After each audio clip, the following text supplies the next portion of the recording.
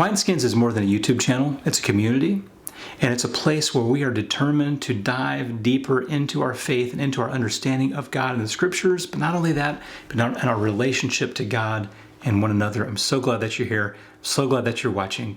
Thank you so much. If what you find here is helpful, love for you to follow along and subscribe. We're going to continue to produce videos that will assist you in your faith, assist you in your walk. Thank you so much for watching. Let's go. One of the big things that people are talking about right now is getting the vaccine, getting the first shot or second shot, and whether or not this is something that we really should be doing. What is a Christian response to this vaccination? How should we look at it? Well, the thing that I'm seeing is like a lot of polarity. This is kind of what we're experiencing these days, where these like two very strong sides kind of going at it, and they both often suffer from the exact same problem, just coming from two different directions. And so I want to address two concerns that I have about this. The first is the side that says the only possible loving response in this situation is to vaccinate. To do anything short of that is to be unloving, unkind, uncaring, ungodly, unchristian, un-Jesus-like, a heathen if you don't do this. I do believe that there are non-vaccinated responses that can be attempts at loving your neighbor, that it's not a mutually exclusive thing. Either get vaccinated and love your neighbor, or don't get vaccinated and hate the world. I don't think it's really as simple as that. Life has a lot more nuance than that. People are a lot more complicated than that. Now, the second extreme, the second polarity on this that I'm seeing, are people who are saying that the vaccinations are the mark of the beast. They're from Revelation. It's a Bill Gates conspiracy, 5G and microchips and all this garbage. People are just throwing this stuff around, and Christians eat this stuff up. They love the conspiracy theories. For some reason, Christians just love this stuff. And we have to really get in tune with the fact that the world watches that, and it hurts our witness. Like when we have serious messages to deliver, that getting distracted by these things, or like so quickly and easily buying into foolishness, can diminish our effectiveness at talking to people about real things in real life.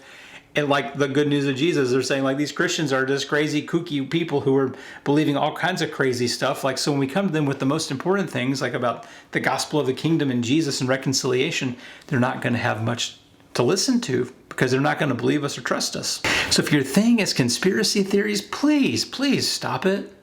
If you're guilting and bullying people because they won't vaccinate, you need to stop that. If you're guilting and bullying people because they do vaccinate, you need to stop that. Because we need to come at this from the most loving perspective possible. And, you know, someone could look at it and say, well, I'm not really sure if I'm comfortable injecting things into my body that I do not understand, so I'm going to continue to distance. I'm going to mask up. If I'm sick, I'm going to stay home. I'm going to minimize my exposure as much as possible. I'm going to wash my hands and sanitize. There are loving responses that we've been doing now for like 9 months, 11 months, however long this has been in COVID time, that are perfectly loving responses, because we all feel differently about our bodies and what goes into our bodies, and we need to be respectful of each other. Now, both of these two extremes conjure up feelings of guilt, shame, and fear. Guilt, fear, and shame are not a way to help people make an informed decision. So should Christians get the vaccine? I'm going to make sure to aggravate anyone who's watching this at this point in time by saying it this way. The first thing is, pay attention to your health professionals. They've been going at this a lot longer than you have. The second is, do your homework. Look these things up, and if you find some weird little outlier thing, don't have confirmation bias that says, I'm going to find a way to make this right, or I'm going to find a way to make this wrong. Just go seeking what people who have literally studied their entire lives waiting for this moment are saying about this. And just find out for your own self. Do your homework, but listen to credible sources. The next thing is, let the vulnerable go first. Don't jump in line. Don't try to get it out of turn. There are people who need it more than some of us younger, healthier people. So let the people who are most vulnerable go first, and just pray about it. Seek God's guidance. And there are, again, I believe there are perfectly loving ways of moving forward without being vaccinated. And that's not to encourage you to say you shouldn't do it. I'm not saying that. That's not me saying you absolutely must do it. I'm not saying that either. I believe this is a deeply personal decision. And we each have to make this decision for ourselves and for our families. And don't feel guilty about it. Don't beat yourself up over it. Don't look at the guy who made a different decision and beat them up over it or make them feel guilty about it, because it's just not going to help. So whatever we do, let's remember what Jesus said in the greatest commandment, to love the Lord your God with all your heart, soul, mind, and strength, and to love your neighbor as yourself. We need to pass our decision making through the lens of what is most loving to neighbor. But don't miss that third part. It's easy to miss. Love God with all your heart, soul, mind, and strength. Love your neighbor as yourself. We need to love ourselves well.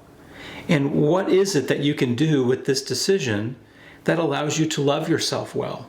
If you're afraid of what you're injecting into your body and the lack of time that we've had of exposure to this and long-term effects and these sorts of things, it may be for you that loving your body is to say, let me just wait a moment. Let me just listen some more.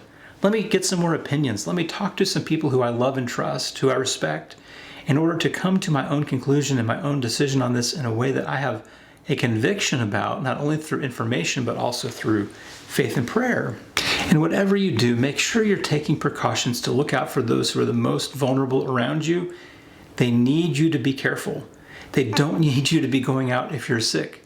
You need to be washing your hands. All these things we've been told over and over again, they still need to happen. There are some rules that are a little bit crazy, but a lot of the things that are going on out there are in the best interest of the community and the best interest of the most vulnerable. And so this is your decision to make. No one is going to make this decision for you.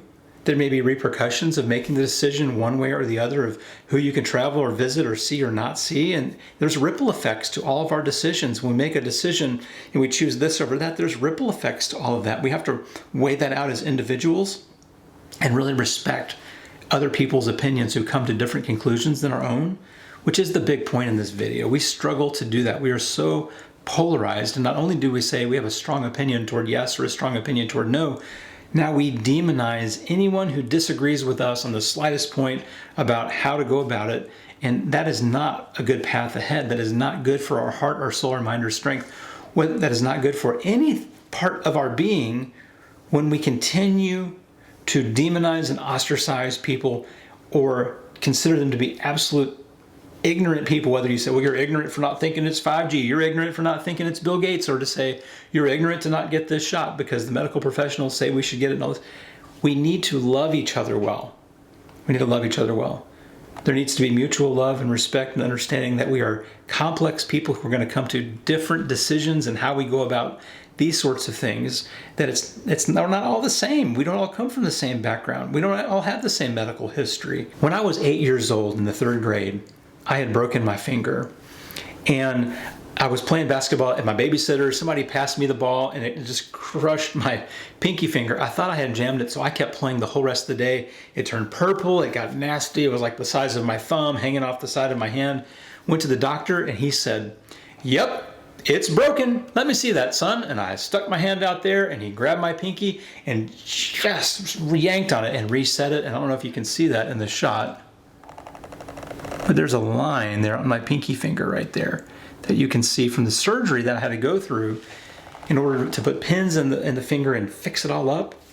And that process was very traumatizing to me. It came time to take the pins out, and they put a shot in my hand to numb my hand. It hurt terribly, the worst pain I had ever experienced in my life, that shot. They got the first pin out, they couldn't get the second pin out. The shot was wearing off, they came to give me a second shot. Gave me a second shot. It hurt so bad, that needle in my hand, when I was 8 years old. So they were just still trying to get the pin out, couldn't get the pin out, came to give me a third shot. They had to bring 4 adults in to restrain me. I was so upset, I was so angry. You were not going to touch me. I am so afraid of you right now. And so they gave me the shot, got the pin out. It was a horrible experience. I was afraid of doctors for quite some time after that. Not as an adult, but as a child, I certainly was. I remember having a cavity around that time, and I was getting a filling in my teeth, and I went to the dentist, and it was time to do the filling, and he was going to give me a shot in the mouth. I'm 8 years old now, maybe early 9, and I said, "I'm not taking the shot." "Nope, not taking the shot. You can do whatever you want. You can drill that bad boy out. Just, I'm not taking the shot." "Are you sure, son?" "Nope, don't do it. Don't touch me with that needle." "Okay." So he drilled into my cavity at 8, 9 years old with no anesthesia, because I preferred the consequence of not getting the shot to getting the shot. Now, what does that have to say about this vaccination? I'm not saying that I'm against the shot. I'm not saying I'm for the shot. What I'm saying is that life is complicated. And we're coming at things from different perspectives and different positions and different experiences, different nuance. And the problem that I hear in this vaccination debate amongst my friends and amongst people who we talk to in conversations I see online is that there is no nuance. There's a polarization of extremes. On one side you say, the only answer is to vaccinate, and the most loving thing to do is to vaccinate, and to not vaccinate makes you the devil. And on the other side are people who are saying, the vaccine is from the Martians, and Bill Gates created it to plant 5G in our bodies, and it's going to correspond with the new cell towers that went in down. Crazy stuff. Revelation, the mark of the beast, all this stuff. I mean, just wacky stuff. And there are other options. There are other ways to think about this than just these two things that say yes and you're a demon if you say no, or no and you're a demon if you say yes. And this is where we find ourselves as a society. It's just one more thing, guys. I'm so tired of it. It's just one more thing where we are in this polarized position of demonization. So thank you for watching all of this. I hope it's been beneficial to you, and I would love to field questions in the comments. I'm sure there's strong feelings about what's been said on this video. I'm glad to engage that. Love you very much. And as always, if you haven't subscribed, I would be honored if you would do that. It's been awesome to watch that grow, so thank you for considering that. See you soon.